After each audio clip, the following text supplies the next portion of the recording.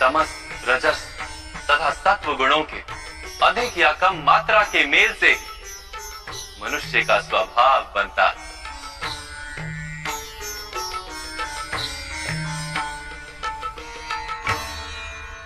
सामने देखो पार्थ, इन सब में तुम्हें कौन से गुण दिखाई देते हैं?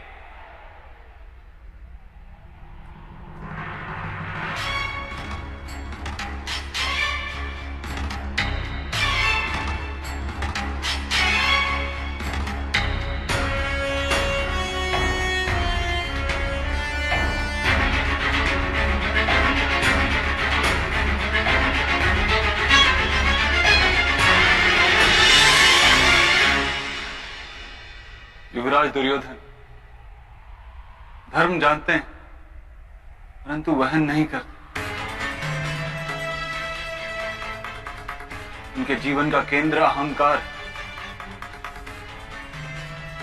अर्थात उनमें तमस कम है,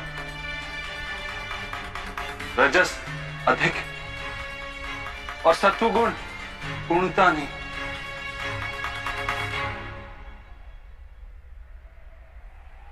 और इस ओर राजकुमार दुशासन, उन्होंने सदैव अपने ज्येष्ठ भ्राता का आदेश माना बिना विचार, अर्थात इनमें केवल तमस। महामहिम को भी देखो पार्थ, सत्व के साथ तमस का मेल है, अहंकार नहीं किंतु पुरातन धर्म, पुरानी परंपराओं और प्रण के साथ बंधे, आवश्यकता होने पर भी अपना प्रण नहीं तोड़ सकते।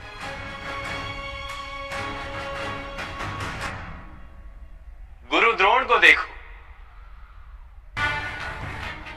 ज्ञान और अहंकार दोनों ही हैं।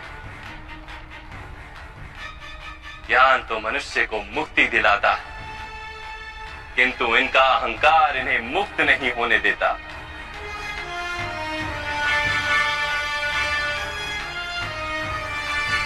परंतु माधव,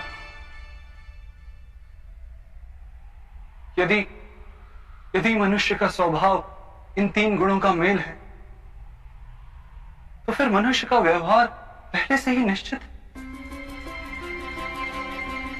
सिंह हिरण को खाएगा ही और हिरण सिंह से भयभीत ही होगा। तो फिर धर्म की प्रशंसा क्यों? अपराध का दंड क्यों? उसका क्या तात्पर्य है?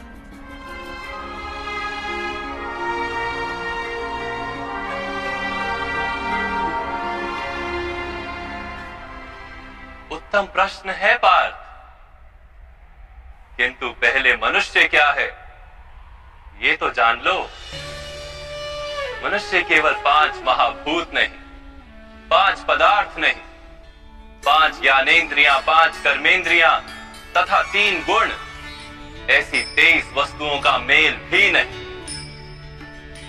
मनुष्य को चलने फिरने तथा कार्य करने हेतु शक्ति की आवश्यकता होती और शक्ति को चेतना कहते हैं। तो क्या माधव, मनुष्य इसकी चेतना है? नहीं पार्थ, मनुष्य की चेतना के साथ उन 23 वस्तुओं के मेल का नाम प्रकृति। 24 वस्तुओं से बने मनुष्य नामक यंत्र में वास करता है पुरुष, अर्थात परमात्मा का अंश। उसे आत्मा कहा गया। जब प्रकृति और पुरुष का मेल होता है, अर्थात जब परमात्मा का अंश आत्मा बनकर देह में वास करता है, तब मनुष्य जीवित होता है। यह आत्मा क्या है माधव, और इसे जानने का क्या उपाय? मनुष्य जैसे रथ का उपयोग करता है, वैसे ही आत्मा शरीर नाम के इस यंत्र का उपयोग करती है। शरीर के माध्यम से शरीर के सुख दुख का उपभोग करती है। किंतु आत्मा शरीर नहीं पार्थ। शरीर का नाश किया जा सकता है, किंतु आत्मा का नाश नहीं किया जा सकता। नैनं छिन्दन्ति शस्त्राणि नैनं दहति पावका न चैनं क्लेदयन्त्यापो न शोष्यति मारुता। आत्मा ना शस्त्रों से छेदी जा सकती और ना ही अग्नि से जलाई जा सकती। न जल उसे निर्बल कर सकता है और ना ही पवन उसे सुखा सकती। आत्मा शरीर में रहते हुए भी अमर। न हन्यते हन्यमाने शरीरे। पार्थ, शरीर की हत्या की जा सकती है किंतु आत्मा की हत्या नहीं की जा सकती। आत्मा तो सर्वव्यापी, अचल, स्थिर है, सनातन है। पुराना वस्त्र त्याग कर जैसे मनुष्य नया वस्त्र धारण करता है, वैसे ही आत्मा पुराना शरीर छोड़कर बार बार नया शरीर धारण करती। परंतु माधव, मैं तो जगत का अनुभव अपने शरीर के माध्यम से ही करता। स्वयं को देह न जानकर मैं आत्मा कैसे जान सकता हूं? स्वयं को आत्मा के रूप में जानना असंभव भी नहीं पार्थ। अंध भी जीते हैं, गूंगे भी जीते हैं, जिनके पास हाथ पैर नहीं होते वो भी जीते।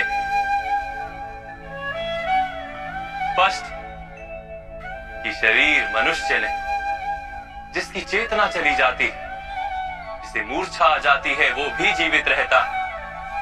इसलिए स्पष्ट है कि मनुष्य का चेतन तत्व वो भी शरीर नहीं। इसी प्रकार जो व्यक्ति अपने भीतर खोज करता है, मैं इंद्रियां नहीं, शरीर नहीं, भावनाएं नहीं, विचार नहीं, ज्ञान भी मैं नहीं, जो ये समझता जाता है वो अंत में स्वयं को आत्मा के रूप में जान भी लेता है।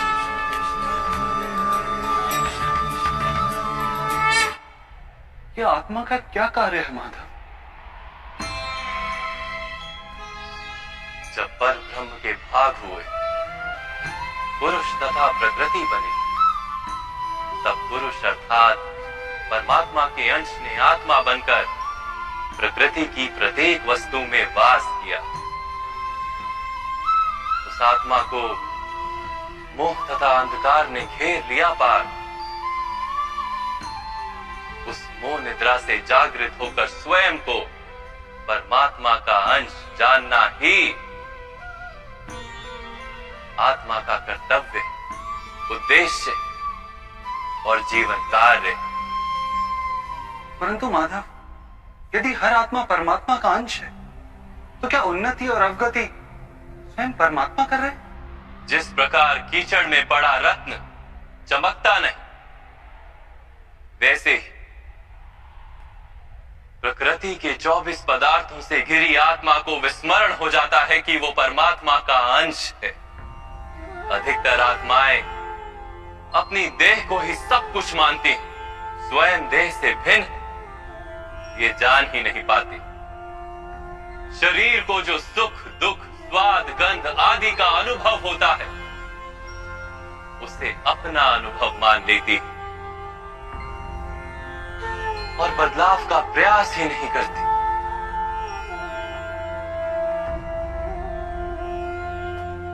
जो आत्माएं बदलाव का प्रयत्न नहीं करती, निरंतर अधर्म करती रहती, उन्हें जागृत करने के लिए दंड देना अनिवार्य है।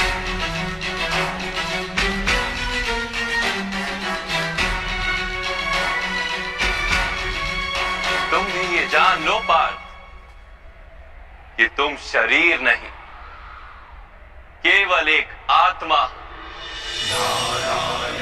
इस रणभूमि में दिखाई देने वाला प्रत्येक योद्धा वो नहीं जो तुम उन्हें मानते हो। कुछ समय के लिए इन सब ने शरीर में वास किया। इनके शरीर मरेंगे, किंतु ये सब अमर, पुनः नया शरीर धारण करेंगे। जब तक स्वयं को शुद्धात्मा के रूप में जान नहीं लेंगे, जब तक अधर्म का त्याग करके धर्म में दृढ़ नहीं होंगे, तब तक ये जन्म लेते और मरते रहेंगे।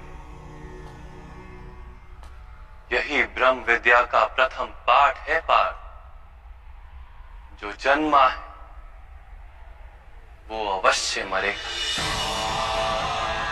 और जो मरता है वो अवश्य फिर से जन्म लेगा। इस महाज्ञान को सांख्य योग कहते